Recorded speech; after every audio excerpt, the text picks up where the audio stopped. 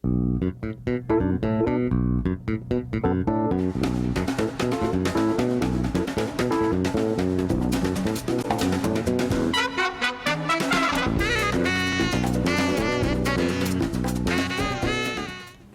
kembali di Lunch Talk, Wiki. Ini satu hal yang menarik ya yang dicermati di masyarakat kita itu suka sekali dengan sesuatu yang baru. Kalau ada toko baru pasti selalu datang, gitu kan? Kalau ada makanan baru pasti dicoba. Nah ini ada tol baru, semuanya merangsek ke tol Cipali. Ini 116,75 km kalau tidak salah ya. Artinya ini cukup panjang dan cukup membantu untuk menekan kemacetan di luar tol. Tapi ternyata permasalahannya itu nanti menumpuknya di Sadang, kemudian misalnya Simpang Jomin, dan ada juga di beberapa titik lainnya ya, di Pejagan dan sebagainya.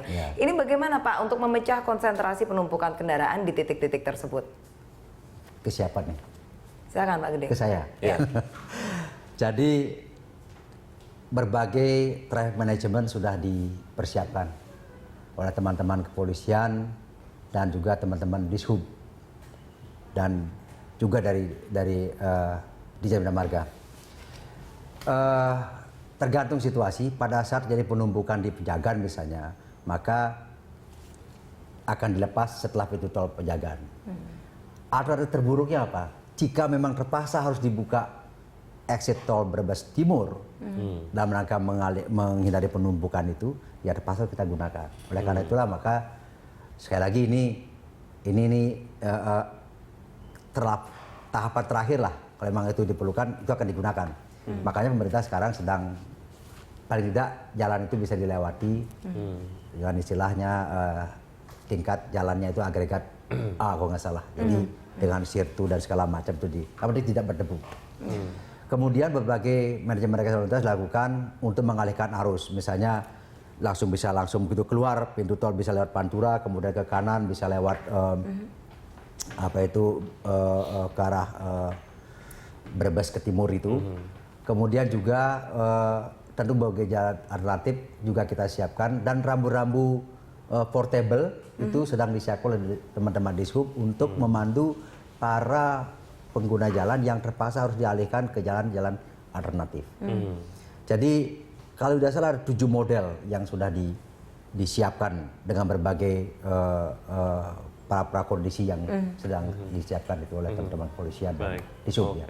Ya, saya ke Bu Ellen, kalau kita bicara soal infrastruktur lah ya, ini kemudian balik lagi ke kepuasan dari masyarakat sebagai pengguna infrastruktur. Walaupun memang tadi kemudian disebutkan bahwa tidak bisa memuaskan semua pihak dalam waktu yang bersamaan gitu ya. Demandnya tuh jauh lebih tinggi. Betul. Seperti apa masyarakat transportasi Indonesia melihat tingkat kepuasan masyarakat sendiri terhadap infrastruktur pendukung? Ya, sebenarnya tadi Bapak yang menelpon kan salah satu yang mengatakan bahwa masih khawatir saja, katanya. Apa yang membuat khawatir? Tentu saja karena melihat Bapak ini melihat dari segi, karena kita judul kita soal keselamatan, bahwa ternyata dari data masih banyak sekali yang tidak selamat, artinya kecelakaan terjadi juga, yang fatal sampai meninggal dunia juga banyak. Banyak hal yang menyebabkan kecelakaan-kecelakaan itu, dan ternyata dari data mungkin Pak Gede bisa mengatakan juga bahwa memang kebanyakan itu karena faktor manusia. Jadi faktor manusia itu bisa berdiri sendiri, bisa faktor manusia dan kendaraan, dan faktor manusia dan infrastruktur.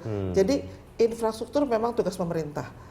Kesiapannya seperti apa kita bisa melihat, tidak mungkin masih ada titik-titik yang harus dilengkapi, tapi kalau untuk jalur mudik, jalur utama itu pasti siap karena dilengkapi juga dengan petugas. Yang masih masalah jalur-jalur alternatif. Mungkin alternatifnya memang tidak disiapkan untuk alternatif, tapi orang cari jalan, apalagi yang sudah tahu jalan-jalan alternatif itu. Nah, itu infrastrukturnya ada yang siap, ada yang tidak. Jadi itu harus diperhatikan juga oleh petugas bahwa jangan semua berkonsentrasi di Cipali gitu ya. Itu masih banyak jalur alternatif. Nah, tapi yang paling banyak itu yang berikutnya adalah kendaraan. Kendaraan itu sendiri memang tergantung manusianya itu mempersiapkan. Kalau pemerintah juga tugas pemerintah untuk kendaraan itu sudah dicek, sudah layak jalan dan sebagainya. Tapi yang paling banyak adalah manusianya sendiri. Jadi kesiapan dari manusianya itu sendiri sebagai pengemudi terutama juga harus sangat siap. Artinya Betul. siap untuk juga beristirahat, siap juga untuk bisa memperbaiki kendaraan dan juga antisipasi jika memang terjadi kemacetan. Jadi kalau terjadi kemacetan kan bisa juga kendaraan menjadi panas. Betul. Bagaimana caranya? Karena dari pemerintah sendiri sudah secara maksimal untuk mengakomodir dan juga kalau dari sisi infrastruktur maksimal, tapi tetap saja kalau itu jalur-jalur alternatif, apalagi itu ada contingency plan untuk misalnya kalau Gunung Raung ini masih masih menyemburkan asap sehingga tidak bisa lewat udara, itu juga ya harus berpikir cepat, bertindak cepat, tetapi keselamatan masih utama gitu. Oke, ya beberapa persiapan yang tadi sebetulnya persiapan kecil memasang beberapa rambu-rambu dan lain sebagainya. Kapan akan selesai Pak Gede? Karena ada juga tadi menyebutkan ada yang kemudian masih berjalan gitu ya. Ini yang perlu diketahui oleh masyarakat karena terkait dengan rambu-rambu yang penting tadi. Ya, kalau jalan-jalan alternatif beberapa dinas perhubungan setempat seperti Ciamis misalnya yang sangat aktif. Saya apresiasi kawan-kawan dari Ciamis, di Sub Ciamis telah melakukan langkah-langkah jauh sebelumnya, 2-3 bulan lalu sudah jalan. mengantisipasi mereka dengan rambu portable. Nah, yang kedua tadi Bu Ellen bilang semuanya seolah-olah terkonsentrasi melewati utara ini. Kita masih punya Pansela.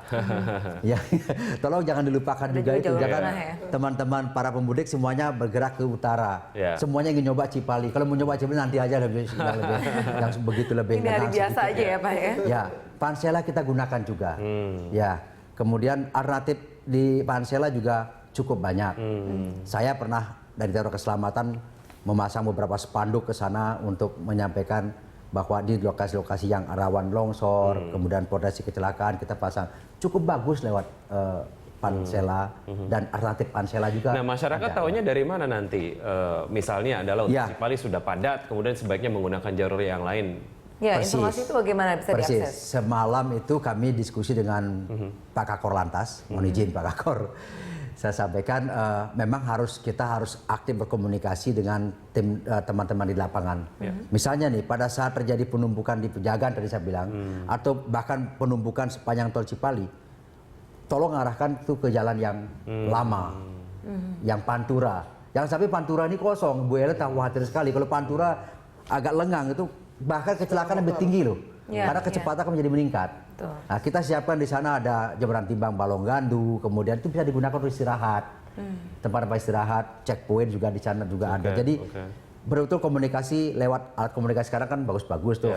Bisa dikendalikan dengan itulah namanya manajemen operasional. Type manajemen operasional, type manajemen di situ letaknya. Jadi mungkin ada sosial media ataupun juga aplikasi yang bisa digunakan masyarakat untuk bisa memantau secara mandiri. Pasti. Dari Kemenhub sendiri? Kita siapkan kontak center, kemudian Twitter segala macam itu sudah dipublish. Di dalam itu yang udah kita bagikan itu peta mudik di sana lengkap ada. Baik, oke, masyarakatnya harus proaktif gitu ya. Baik Pak Gede, terima kasih. Peta mudik bawa saja di mobil itu. Baik, terima kasih Pak Gede dan juga terima kasih Bu Ellen atas informasi yang sudah disampaikan. Sampai jumpa. Ya, pemirsa, demikianlah dialog Lunch Talk hari ini. Anda bisa berikan informasi dan saran kepada kami lewat email di news@berita1.tv. Atau Anda juga bisa follow kami via Twitter, Facebook, dan juga YouTube. Nantikan Lunch Talk setiap hari pukul 13 sampai 14 waktu Indonesia Barat. Saya Dias Kaslina. Saya Ki Adrian, terima kasih dan sampai jumpa.